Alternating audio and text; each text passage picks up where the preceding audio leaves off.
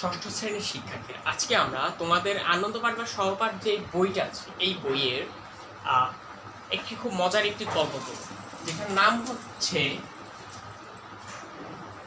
মামার বিয়ের বরযাত্রী।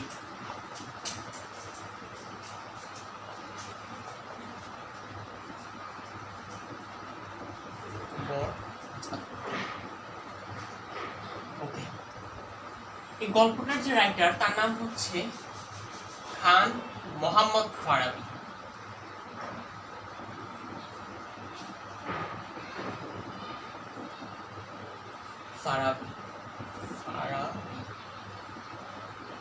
ওকে, ফার্স্টে আমরা কবি পরিচিতিটা পেয়েছি খান মোহাম্মদ ফারাবি। খান মোহাম্মদ ফারাবি তিনি 1952 সালে ব্রাহ্মণবাড়িয়া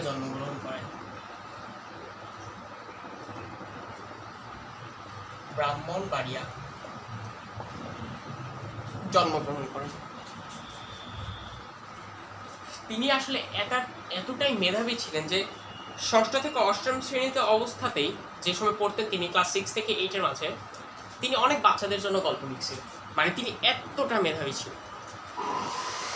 মামার বিয়ের বরযাত্রী যে আজকে আমরা গল্পটা পড়বো না, এটা সে যখন ক্লাস 8-এ ছিল, ক্লাস 8-এ, এটা ওই ক্লাস 8-এ থাকা অবস্থায় তার লেখা। তাহলে এটা বুঝতে পারে সে কতটা মেধাবী ছিল যে ক্লাস 8-এ থাকা অবস্থায় সে যে গল্পটা লিখছে, এটা এখন ক্লাস 6-এর বই। ওকে, আমরা আস্তে আস্তে দেখি। তারপর তার আরো অনেক গল্প আছে, যেমন কবিতা, অন্যান্য একটা আছে, কবিতা ও অন্যান্য। তারপর আরো আছে যে মামার বিয়ের বরযাত্রী একটা, তারপর এক ও অনেক,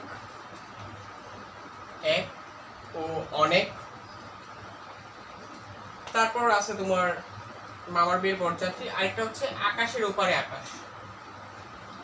আকাশের ওপারে আকাশ। ওকে, এখন আসলে আমরা দেখি। এবং অবশেষে তিনি 1974 সালে মৃত্যুবরণ করেন। ওকে, আমরা আসলে ঘটনা করি।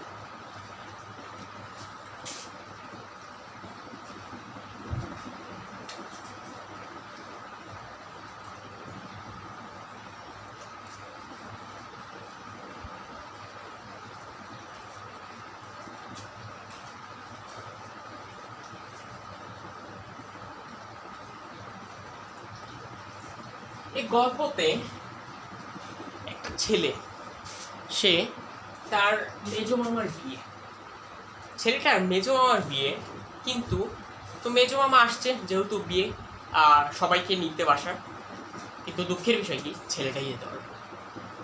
ছেলেটা না যাওয়ার কারণটা কি? কারণ ছেলেটার হচ্ছে ফাইনাল এক্সাম। তো এখন সে যদি যায় তাহলে তার এক্সাম কে দিবে? এখন বিয়ে খাওয়া থেকে, একটা দাওয়াত থেকে তোমার এক্সাম কখনোই গুরুত্বপূর্ণ না, অবশ্যই এক্সামটাই ফার্স্ট প্রায়োরিটি থাকবে। তো তার ফ্যামিলি কি করলো, তাকে রেখে গেল। কিন্তু যাই বলো, তার মন তো এই বিয়ের অনুষ্ঠানেই বসে আছে। তো সে কি করলো, কিছু করার নেই, সে দুঃখী। তো একদিন সে তার মামার সাথে বিকেলে না সন্ধ্যায় এমনি কথা বলতেছি। তো এমন সময় সে দুঃখ প্রকাশ করলো যে যাক মামা, আর তোমার বিয়েটা খাওয়া হলো না, অনেক দিনের পর একটা সুযোগ ছিল যে বিরিয়ানি খাওয়ার, কিন্তু অবরলার সুযোগ পাই না। তো তার মামা কিছুক্ষণ এটা শুনে চুপ থাকার পরে কি যেন একটা গুনল, গুনার পরে তাকে বলল ও যদি চায় এখন ওর মামার বিয়ে অ্যাটেন্ড করতে পারে। ও শুনে একটু অবাক যে কিভাবে আমি আমার মামার বিয়ে করব। সে বলল যে দেখো, আমার বিয়ে যেদিন, তার আগের দিনই তো তোমার পরীক্ষাটা শেষ। সে বলল হ্যাঁ, কিন্তু কিভাবে যাব, ট্রেন তো এতক্ষণে নেই। সে বলল যে ঠিক আছে, ট্রেন দিয়ে তুমি আমাদের বাসায় যাওয়া দরকার নেই, তুমি ট্রেন দিয়ে ডিরেক্ট আমার শ্বশুর বাড়িতে চলে যাও বা কনের বাড়িতে চলে যাও।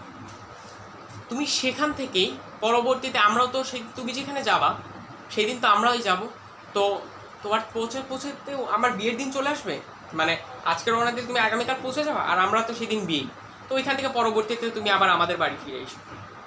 সে বললো হ্যাঁ ঠিক আছে। তার কাছে বুদ্ধিটা খুব ভালো লাগলো, সেও খুশি যে যাক বিয়ে তো এখন সে অ্যাটেন্ড করতে পারবে। তো সবাই চলে গেল। তো আজকে তার শেষ পরীক্ষা।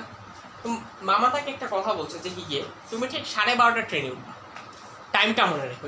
তার মামা তাকে বলছে 12:30, দুপুর 12:30 ট্রেনে। এটা মনে নেই। খুশি, সেও এক্সাম দিয়ে আসলো। আস্তে আস্তে সে রেডি হয়ে অবশেষে বের হল। সে 12টার দিকে বের হয়েছে। তো 12টার দিকে যখন সে বের হয়েছে না, সে যখনই মাত্র স্টেশনে ঢুকলো, সে দেখলো ট্রেন ছেড়ে দিতেছে। বাজে কিন্তু 12টা, তখন বাজে 12টা। আর সে স্টেশনের নাম জানে না, সে জানে যে কি ঠিক 11টা স্টেশন পরে তার নামতে হবে। সে 12টার দিকে দেখলো ট্রেন চলে যেতেছে।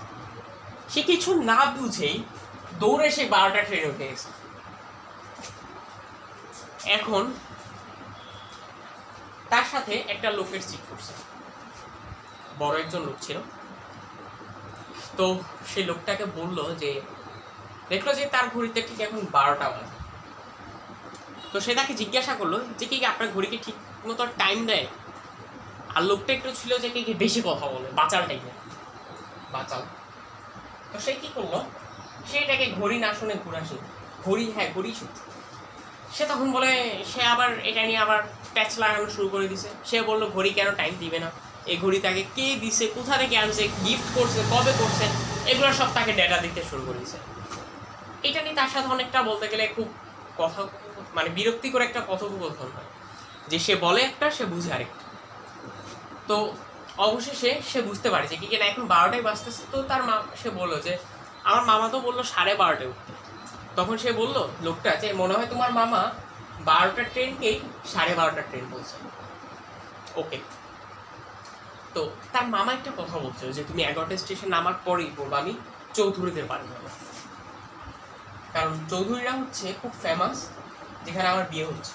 তার মামা এটা বলছে চৌধুরীর বাড়ি। তো লোকটার সাথে তার ভালোই বন্ডিং হয়ে যায়। আর সে ভাবে যে কি মনে হয় তার মামা ভুল টাইম বলছে। তো সে খুশি, কারণ সে যদি 12:30 বের হইতো তাহলে তো একটুর জন্য তার বিয়েটা মিস হয়ে যেত, মামার বিয়ে খাওয়াটা।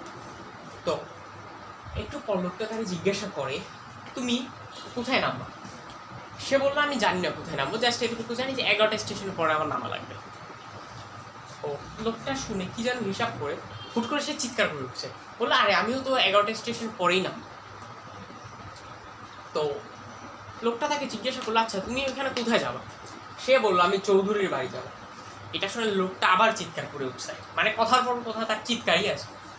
বললো হ্যাঁ আমিও তো চৌধুরীর বাড়িতে যাব। তো আমি বললাম চৌধুরীর যে লোকটা তার মেবি মামাতো ভাইয়ের এখন একটা আত্মীয় হয়, তো তোমার কি হয়? তো তখন বললো চৌধুরী সাহেবের যে মেয়ে তার সাথে আমার মামার বিয়ে হচ্ছে। তো এটা শুনে সে তো খুশি যে কি যাক আমার একজনের সাথে হইলো, তো একসাথে তারা ভাবলো যে বাড়িতে যাবে।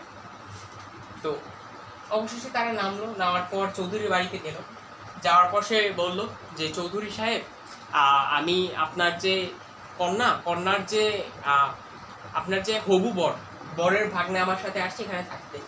তো সেও বললো যে হ্যাঁ আমি ইয়ে করবো। তো একসময় সে জানতে পারে যে কি তার মামার বিয়েটা যে আজকে হবার কথা ছিল এটা আজকে হবে না, একটা দিন পেছানো হয়েছে, কালকে হবে।